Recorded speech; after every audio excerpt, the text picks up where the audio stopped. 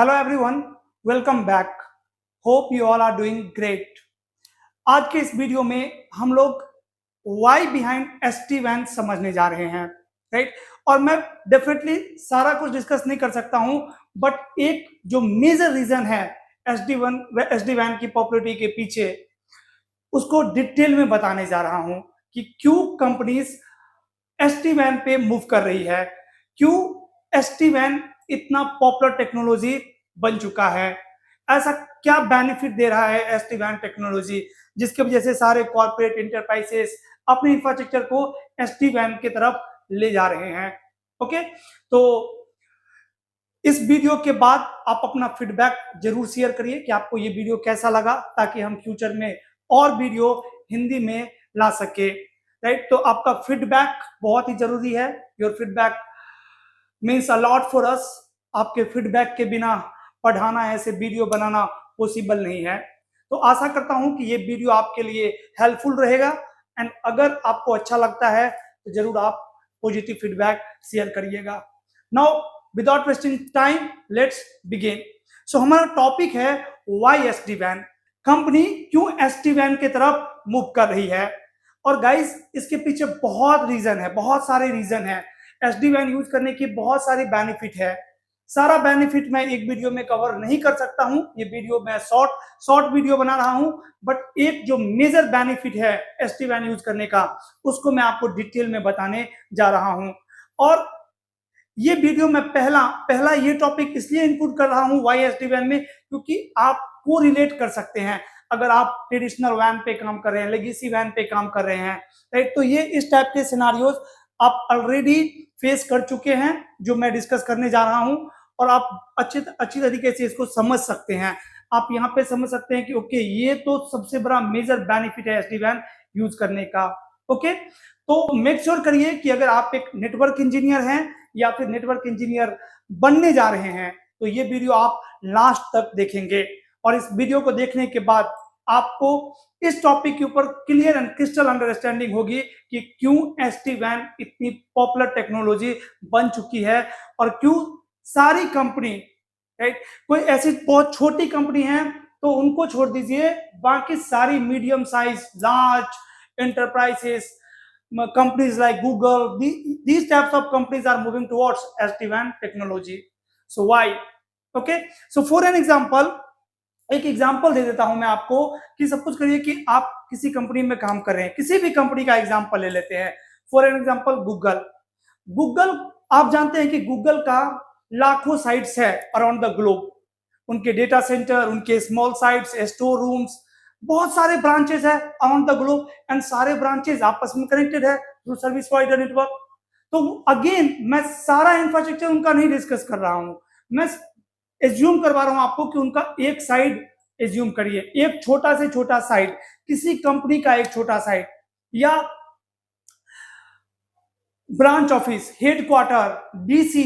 Company में क्या होती है, किसी भी ब्रांच में, राइट, चाहे वो DC है, हेडक्वार्टर है, या कोई छोटा सा साइट है या बड़ा सा साइट है, वहां पे आपको जनरली बहुत सारे एक्सेस स्विचेस दिखेंगे, कुछ डिस्ट्रीब्यूशन लेयर स्विचेस दिखेंगे, कुछ राउटर्स दिखेंगे, एंड कुछ फायरवॉल दिखेंगे, राइट। फॉर एन एग्जांपल, ये मेरे सारे एंड यूजर्स है। यहाँ पे बहुत सारे एंड यूजर्स आपस में क्या है, कनेक्टेड है।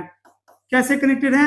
मल्टीपल एक्सेस लेयर स्विचेस से। For an example, switch 1, switch 2 and switch 3, right. ये ऐसे आपस में सारे कनेक्टेड हैं डिवाइसेस। अब आपके सारे एक्सेस लेयर स्विचेस किससे कनेक्टेड होंगे? डिस्ट्रीब्यूशन लेयर स्विच से। मानता हूं इसको मैं D switch 1 and D switch 2 ऐसे कनेक्टेड होंगे ये, राइट। आप में से बहुत लोग ये चीज जानते हैं, यहाँ पे हमारा इथर चैनल हो सकता है, राइट। तो ये फॉर एन एग्जांपल मेरा यहाँ पे इथर चैनल चल रहा है। उसके बाद ये तो मेरा लैन नेटवर्क हुआ। ये क्या है? This is my LAN network, local area network. अब इस लैन को मुझे वैन से कनेक्ट करना है, तो आप यहाँ पे यूज करोगे राउटर। फॉर एन एग्जांपल, ये मेरा एक राउटर है R1, इससे मैं डिस्ट्रीब्यूशन स्विच कनेक्ट कर दिया हूं। जनरली एक राउटर नहीं होगा, अदरवाइज बैकअप नहीं है, राइट, रिडंडेंसी नहीं है। अगर राउटर डाउन हो गया या कोई लिंक फेल हो गया तो कनेक्टिविटी चली जाएगी। बट फॉर एन एग्जांपल, ठीक है, छोटा साइट है, एक राउटर ही है, बट दो इंटरनेट कनेक्शन है, दो सर्विस प्रोवाइडर है, लेट्स से ISP2 एंड यहां पे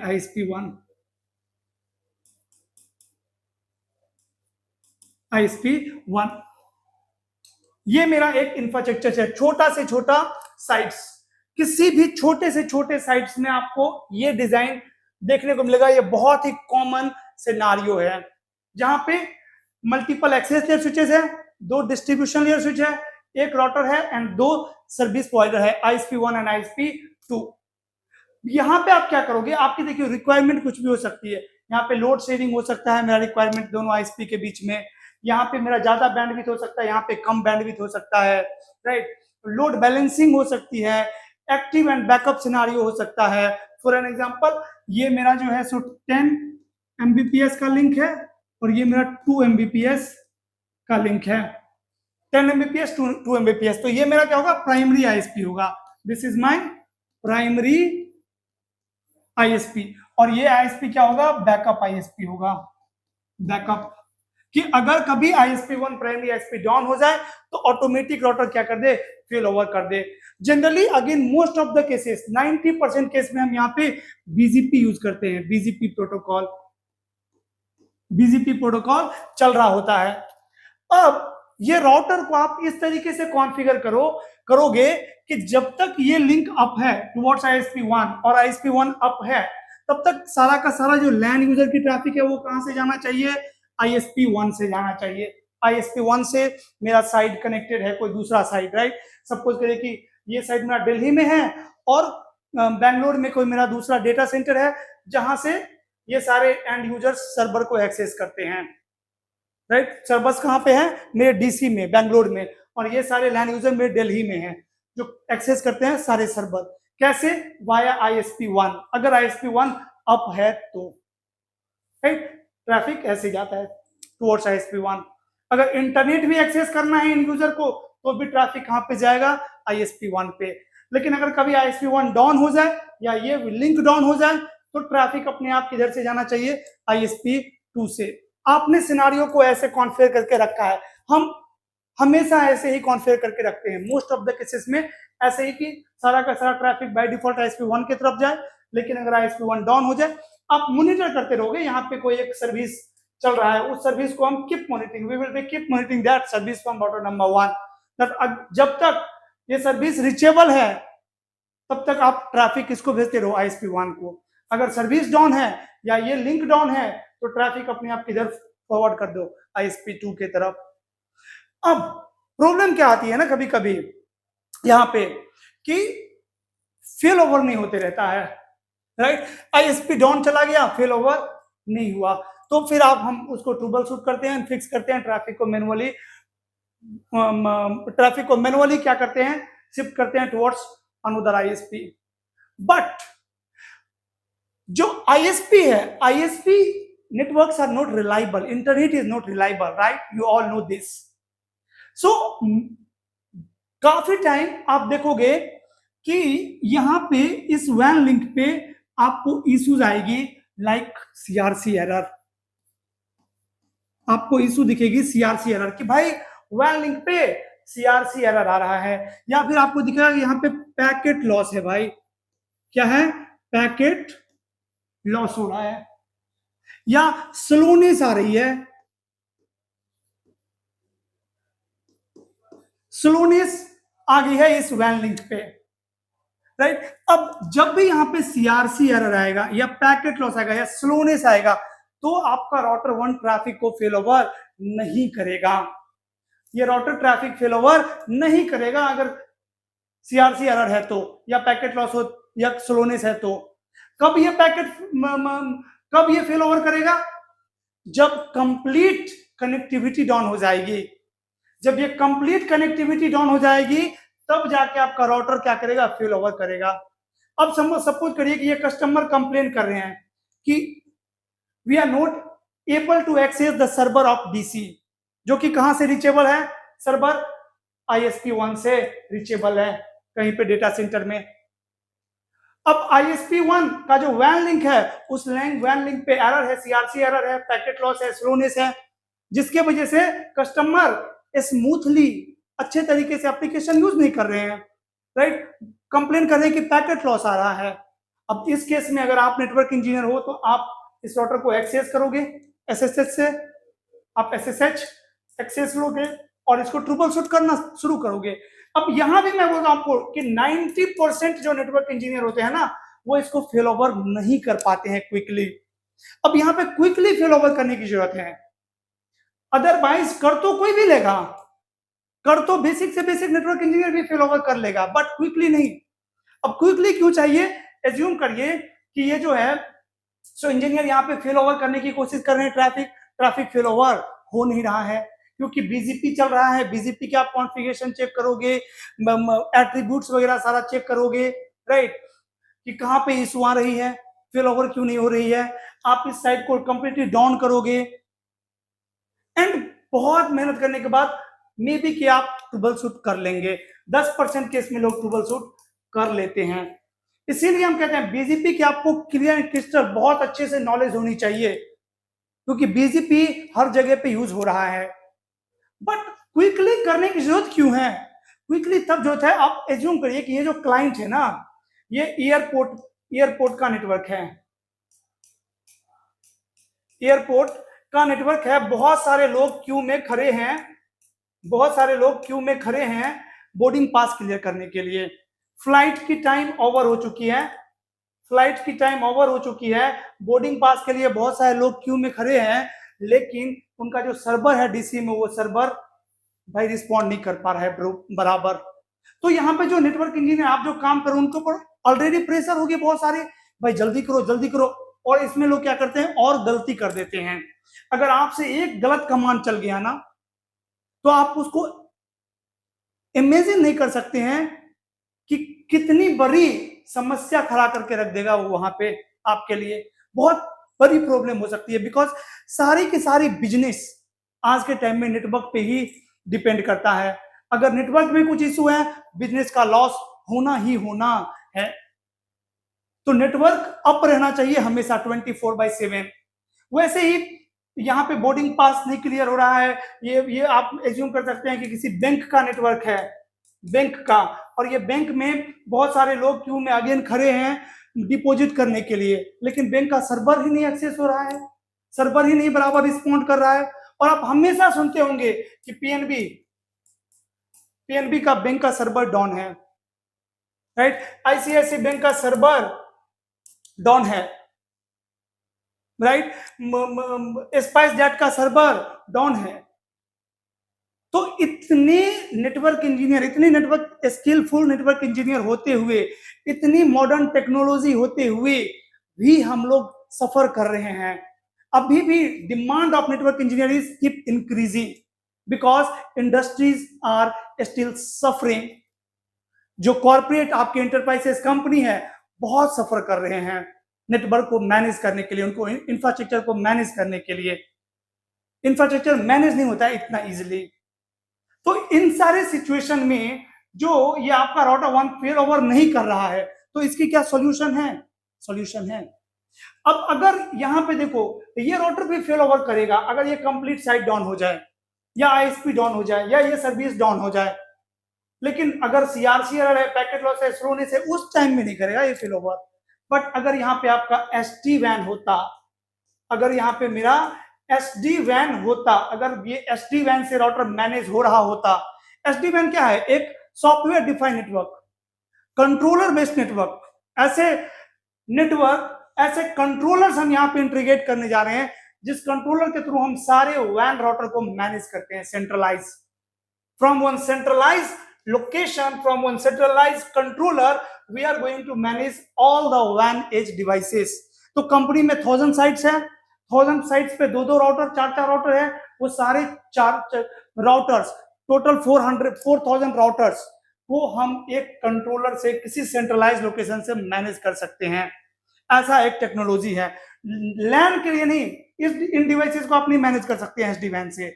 WAN राउटर जो आपके एज राउटर है, तो अगर यहाँ पे SD वैन होता, और SD वैन में ये आपके पास फीचर है कि अगर पैकेट लॉस हुआ यहाँ पे, या स्लोनेस आया, या फिर CRC एरर आया, तो उस केस में भी SD वैन क्या करेगा, ऑटोमेटिक ट्रैफिक को फिल ओवर कर देगा।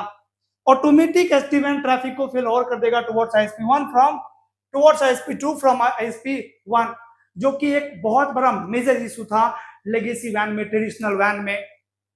So this is the reason why companies are loving to use SD-WAN. Why all the companies are moving toward SD-WAN?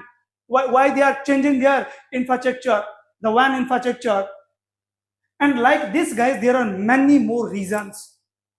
There are many more reasons why, like cloud integration. If we are going to shift our application from DC to cloud, again SD-WAN is going to help you a lot. Then centralized management, centralized control plane, centralized management plane, configuring 1,000 lakhs of devices simultaneously. आप एक ही बार में, एक ही साथ में 1,000 devices, lakhs of devices को configure कर सकते हो। 1 मिनट के अंदर आप कंप्लीट इंफ्रास्ट्रक्चर को, कि बिहेवियर को चेंज कर सकते हो। अब 1,000 साइट्स है, 1,000 साइट्स है किसी कंपनी में, हर साइट्स पे 4 राउटर्स लगे हुए हैं, तो 4,000 राउटर्स हुआ। अब ये आप सब कुछ करो कि इसे SNMP की IP एड्रेस मुझे चेंज करनी है, SNMP की IP एड्रेस चेंज करनी है सारे राउटर पे। कितना लंबी प्रोसेस, कितना लंबा प्रोसेस है, राइट? 1 महीने लग सकते हैं, 6 महीने लग जाते हैं। बट अगर यहाँ पे SD-WAN होता, अगर आपकी इंफ्रास्ट्रक्चर SD-WAN से मैनेज हो रहा है, तो ये आप 2 मिनट में सारे डिवाइसेस पे SNMP की IP एड्रेस चेंज कर सकते हो।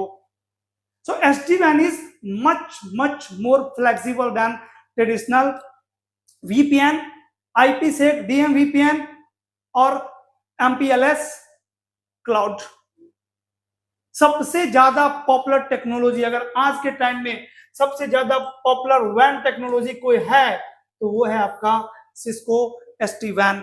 और सिस्को क्या, कोई भी वेंडर का SD-WAN, चाहे वो वर्सा SD-WAN है, सिस्को SD-WAN है, राइट, या 48 SD-WAN है, किसी भी वेंडर का SD-WAN है। तो जो ट्रेडिशनल